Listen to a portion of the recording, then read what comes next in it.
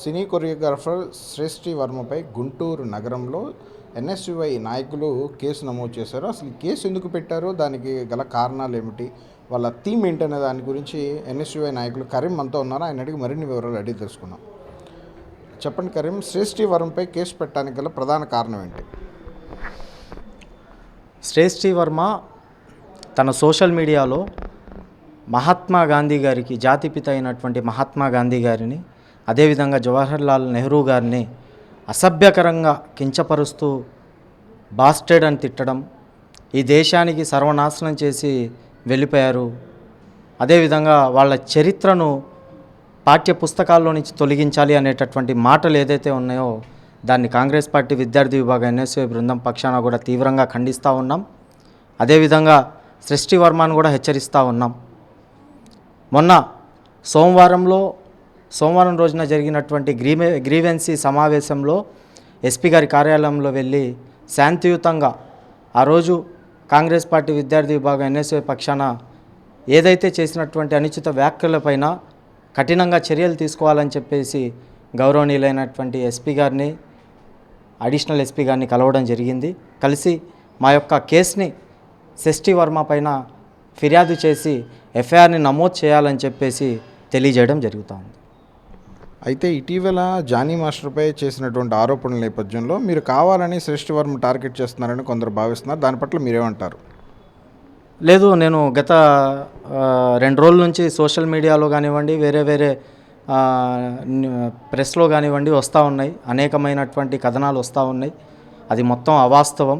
నేను ఈ భారతదేశం కోసం ప్రాణాలు అర్పించినటువంటి మహాయోధులు, అలాంటి మహాయోధులు గురించి ఎవ్వరు కూడా మాట్లాడినప్పటికి కూడా దానిపైన చర్యలు తీసుకునేటటువంటి అవకాశం ఈ భారతదేశంలో ఉన్నటువంటి ప్రజలందరికీ కూడా హక్కు ఉన్నటువంటి పరిస్థితి. ముందుగానే జానీ మాస్టర్ గారి గురించి శ్రేష్ఠి పైన గతంలో అనేకమైనటువంటి కథనాలు జరిగినాయి, అనేకమైనటువంటి కేసులు కూడా జరిగినటువంటి పరిస్థితి.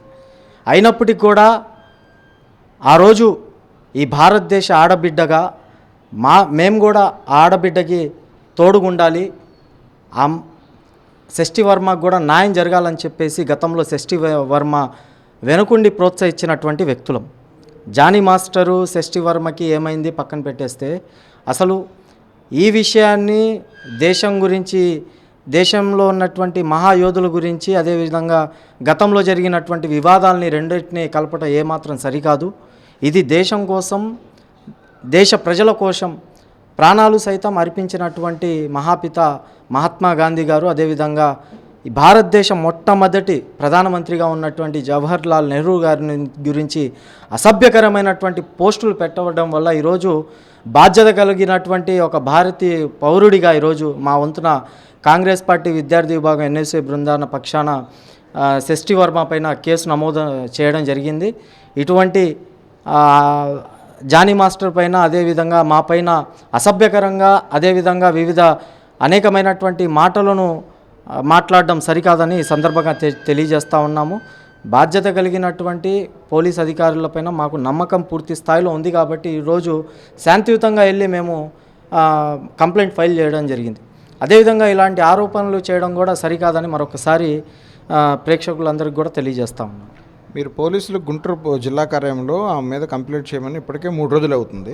ఇప్పటివరకు కంప్లైంట్ నమోదు అవ్వలేదు. దీని మీద ఏమన్నా అనుమానం ఏమైనా వ్యక్తం అవుతుందా మీకు?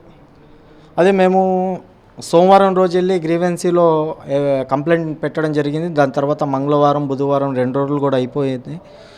3 రోజులు అవుతూ ఉంది. ఇప్పటికి కూడా దాని మీద తగినటువంటి చర్యలు తీసుకోలేదు, ఎఫ్ఐఆర్ కూడా నమోదు చేయలేదు. మేము ఎవరైతే ఎస్పీ కార్యాలయంలో అడిషనల్ ఎస్పీ గారు మీ పరిధిలో ఉన్నటువంటి సిఏ గారిని కలవమని చెప్పేసి చెప్పారు, అదేవిధంగా వివిధ డిఎస్పీ గారిని కూడా కలవమన్నారు. మేము శాంతియుతంగా వెళ్ళి కలవడం జరిగింది. ఇప్పటి వరకు కూడా మాకు ఎటువంటి సమాచారం కూడా లేదు. ఇప్పుడు దాకా ఆ శ్రేష్ఠి వర్మ పైన ఎటువంటి చర్యలు కూడా తీసుకోలేదని చెప్పేసి మేము 2 రోజుల నుంచి స్టేషన్ దగ్గరికి కూడా వెళ్తూ ఉన్నాం, తిరుగుతూ ఉన్నాం. మేము దీనిపైన ఒకటే చెప్తా ఉన్నాం, మీరు కఠినంగా చర్యలు తీసుకోకపోతే కనుక రాష్ట్ర వ్యాప్తంగా కూడా ఎన్ఎస్యు ఆధ్వర్యంలో పెద్ద ఎత్తున ఆందోళన చేయడానికి కూడా సిద్ధంగా ఉన్నాం. దీనిపైన పూర్తి స్థాయిలో ఎస్పీ గారికి కూడా ఒకటే తెలియజేస్తూ ఉన్నాను, గతంలో మీరు చూస్తూ ఉంటే టీడీపీ ప్రభుత్వంలో ఉన్నప్పుడు అనేకమైనటువంటి వ్యక్తులను దుర్భాషలాడుతూ అధికారంలో ఉన్నటువంటి వ్యక్తులు గతంలో టీడీపీ ప్రతిపక్షంలో ఉన్నటువంటి టీడీపీ వాళ్ళపైన అనేకమైనటువంటి మాటలు అన్నటువంటి పరిస్థితి. వాళ్ళు ఈరోజు అధికారంలోకి వచ్చిన తర్వాత ఎవరైతే దుర్భాషలాడారో వాళ్ళని తీసుకెళ్ళి ఎఫ్ఐఆర్లు కట్టి వాళ్ళని జైల్లో వేస్తున్నటువంటి పరిస్థితి, కేసులు పెడుతున్నటువంటి పరిస్థితి. అంటే దీని పక్షాన పూర్తి స్థాయిలో అర్థమవుతూ ఉంది.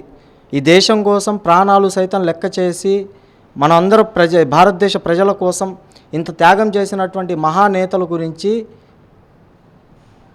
స్పష్టంగా ప్రజలకు తెలిసే విధంగా షష్ఠి వర్మ అనేటటువంటి ఒక కొరియోగ్రాఫర్ ఈ విధంగా తిడతా ఉన్నప్పటికి కూడా పోలీస్ అధికారులు దీనిపైన జోక్యం చేసుకోకపోవడం నిజంగా చాలా బాధాకరమైనటువంటి విషయం.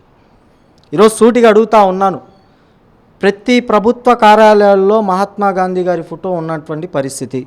అలాంటి మహాత్మా గాంధీ గారిని దుర్భాషలాడుతూ బాస్టర్డ్ అని తిడుతూ ఈ దేశానికి పట్టినటువంటి దరిద్రులు అని తిడుతూ ఈ దేశాన్ని సర్వనాశనం చేశారనేటటువంటి కథనాలను డైరెక్ట్గా సోషల్ మీడియాలో తను పెట్టినప్పటికి కూడా బాధ్యత కలిగినటువంటి ఈ భారతదేశ పౌరులంగా మేము వెళ్ళి కంప్లైంట్ పెట్టినప్పుడు కూడా ఇప్పుడు దాకా చర్యలు తీసుకోకపోవడం నిజంగా చాలా బాధాకరమైనటువంటి విషయం.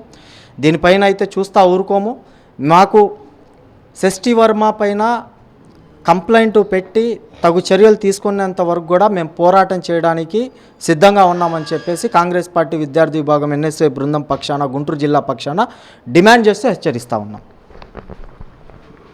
అయితే సినీ కొరియోగ్రాఫర్ షష్ఠి వర్మపై ఖచ్చితంగా చర్యలు తీసుకోకపోతే రాష్ట్ర వ్యాప్తంగా ఆందోళన చేసేందుకు ఎన్ఎస్యుఐ సిద్ధంగా ఉందని చెప్తున్నారు. కానీ మరోవైపు రాష్ట్రంలో పలు నేతలపైన ఎవరైనా దుర్భాషలాడితే వెంటనే పోలీసులు స్పందించి వెంటనే కేసులు నమోదు చేసి వారిని అరెస్ట్ చేసి మీడియా ముందు ప్రవేశపెడుతున్నా కూడా ఒక దేశానికి గతంలో సేవలు చేసినటువంటి మహాత్మా గాంధీ మరియు తొలి ప్రధాని అయినటువంటి జవహర్లాల్ నెహ్రూ పైన అనుచిత వ్యాఖ్యలు చేసినటువంటి షష్ఠి వర్మపై ఇంతవరకు పోలీసులు కూడా చర్యలు తీసుకోకపోవడం చాలా బాధాకరంగా ఉందని చెప్పి ఆయన ఆవేదన వ్యక్తం చేస్తున్నారు.